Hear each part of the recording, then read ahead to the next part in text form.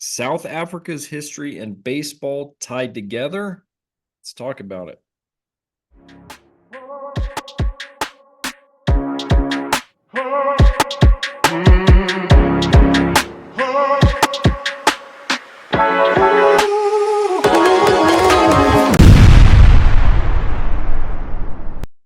Folks, welcome to the Baseball Brewhaha.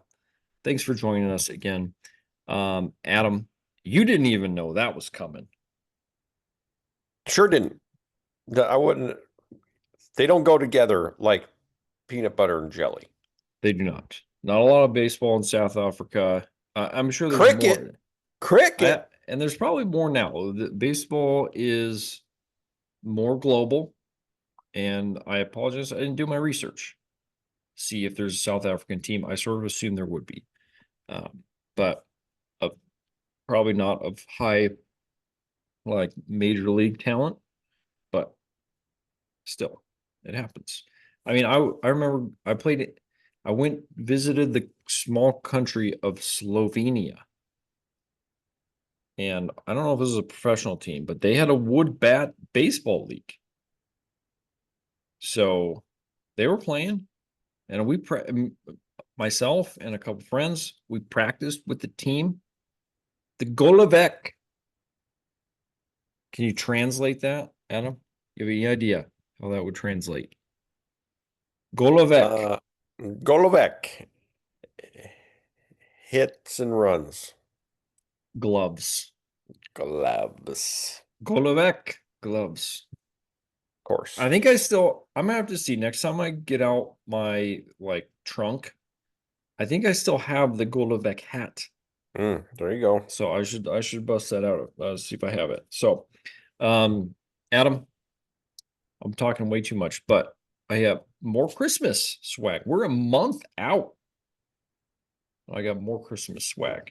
Baseball Christmas swag. You're living the dream over there. I am. So we got the Baseballism Griffey Pixel. Love beautiful. It. It's beautiful. Shout out my friend Adrian hooking me up. Well, Christmas present. We were talking, Adam and I. This shade of blue is all over our wardrobe. So, well, when you're a Mariners fan, what else are you gonna do? Yeah, I mean, because it's like yellow is a little, you can only have so much yellow going on.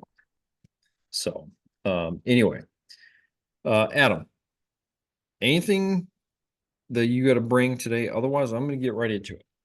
You better get right into it. Okay. So, I brought up South Africa and baseball. I just finished reading this book, Cry, the Beloved Country. Picked it up from the bargain bin at the bookstore. Usually I look for used books. I went to a bookstore in Florida, thought it had used books. It did not. So I went here, and this was like, I saw it. I was like, hey, let's do that. So I did it. This is a novel, so fiction. But it's written in the time of apartheid in South Africa, late 1940s. And it's sort of the novel kind of is intended to sort of tell the story of kind of the tensions, what was happening in South Africa at the time. And there's several like really profound quotes in here that are made more profound by the context of the story and what's happening in here. And so anyway, there's a section here I wanted to read, and obviously we're going to miss some of the context of like kind of what's actually happening here. However, I think even just taking this out of the context it's in still is very applicable to our lives today. And so we're going to talk a little bit about how does it apply to baseball, particularly the game we're watching, what we see from the game when we were kids to what is today, and just change that happens over time. So here, I'm gonna read. what it says. We shall live from day to day and put more locks on the doors, get a fine, fierce dog, and hold on to our handbags more tenaciously. And the beauty of the trees by night, these things we shall forego. We shall forego the coming home drunken through midnight streets and the evening walk over starlit veld, like a valley. We shall be careful and knock this off our lives and knock that off our lives and hedge ourselves about with safety and precaution. And our lives will shrink, but they shall be the lives of superior beings. And we shall live with fear, but at least it will not be a fear of the unknown. And the conscience shall be thrust down. The light of life shall not be extinguished, but be put under a bushel to be preserved for a generation that will live by it again in some day not yet come, and how it will come, and when it will come, we shall not think about at all. Okay, that's a serious quote, but Yeah. if there was a serious quote that you just like could make non-serious for a minute, Mm-hmm. the entire time you're reading that, Mm-hmm. I was like, I'm confident that was written by a Seattle Mariners fan. Oh, I read it that way. I hadn't read it that way. But that is good. So expand on that a little bit. Yeah, I I'm starting to see it. I'm starting to see it. yeah, we're putting locks on the doors, the doors of our heart. The Mariners are ever going to win a World Series. Mm-hmm. Who who has got their light shining that the Mariners are going to win a World Series Mm-hmm. anytime soon? Yeah. You put that light under the bushel for some generation yet unknown. Yes, true. This is also, though, as I'm thinking about this, yes, the fan, but also sort of the Mariners front office and their Uh-huh. philosophy. This one here. Um, we shall be careful Yeah. and knock this off our lives and knock that off our lives and hedge ourselves with safety and precaution, Yeah. and our lives will shrink. Like thinking about the budget here, Yeah. but it shall be the lives of superior beings. Like, hey, look, we're competitive. We're always in it. Yeah, Things well, go just right, and we shall live with fear, but at least it will not be the fear of the unknown. That's the front office speak.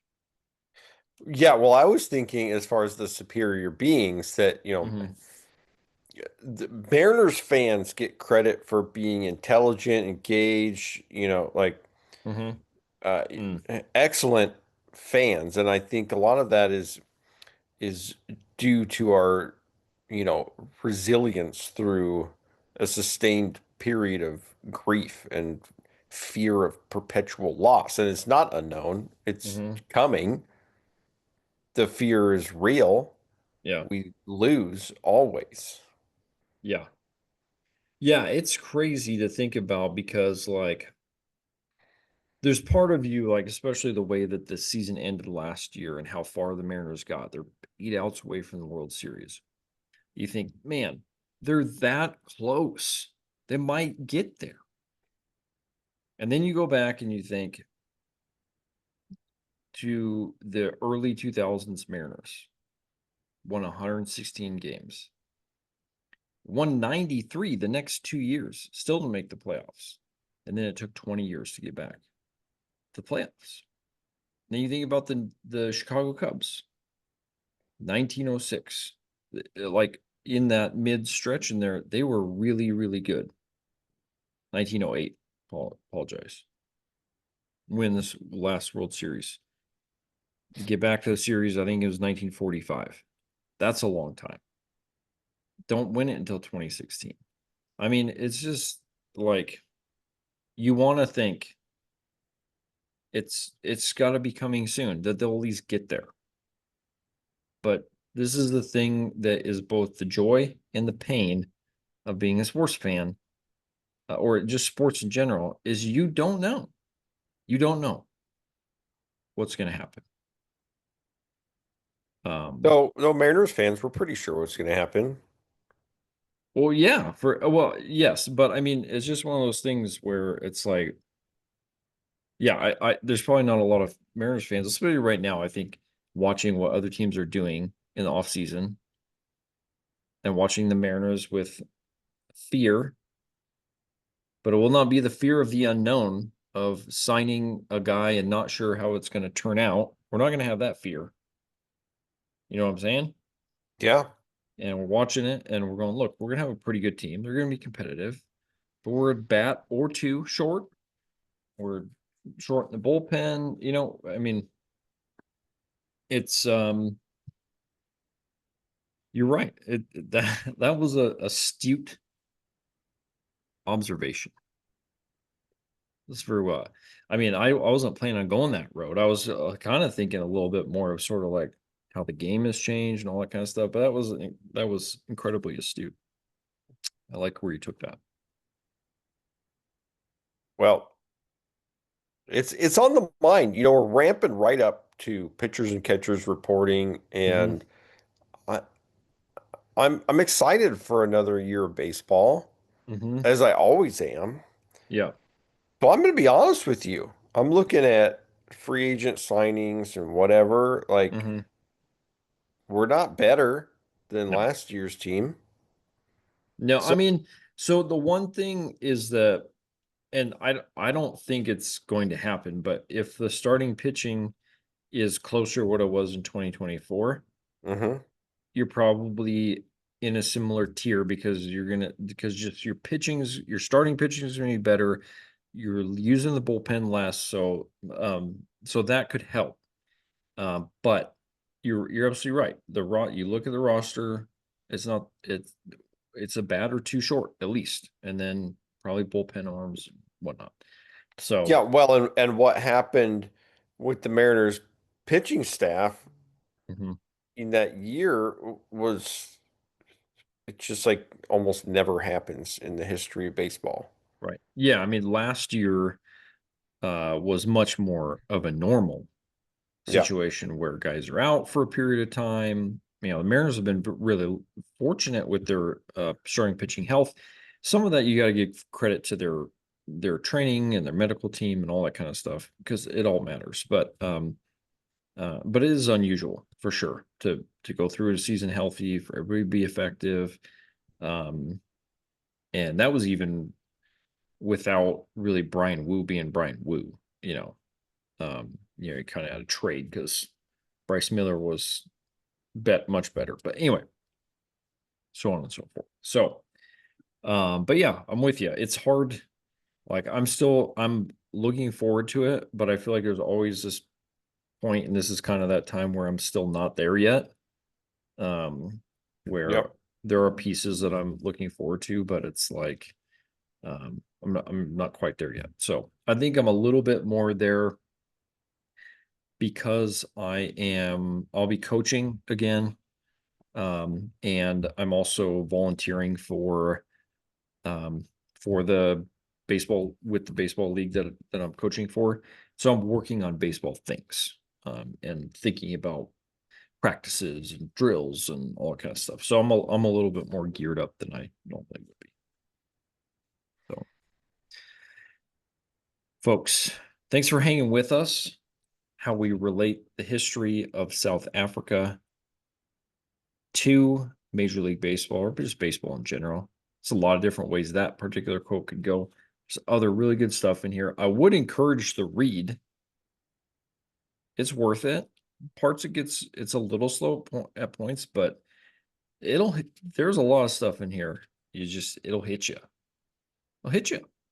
So, Well, it should. I mean, it's a uh, terrible part of human history. mhm. It is. This though does they're in the midst of like some of the anguish and things that happen, there's rays of hope shining throughout, and especially even toward the end. It's a great read. I expected to be decent, pretty good, but it was really good. I really enjoyed it, so I certainly recommend it. Well, thanks Uh, for bringing the book recommendation. yeah, you bet. So that's all we got for today. Thanks for hanging with us.